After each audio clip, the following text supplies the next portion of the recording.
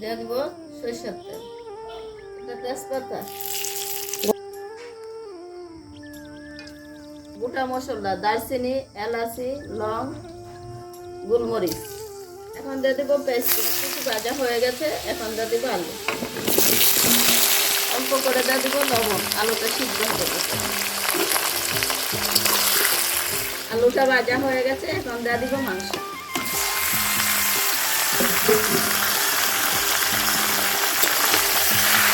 কালারের জন্য দিয়ে দেবো হলুদ, গোটা রসুন, তেজপাতা, তার মতো দিব লবণ, কাঁচা লঙ্কা বাটা, দিয়ে দিব রসুন বাটা,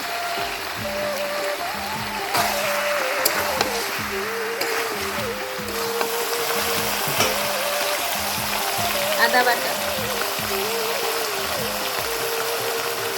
পেঁয়াজ বাটা,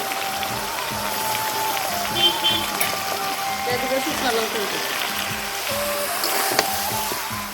দিয়ে দিব অল্প করে জল,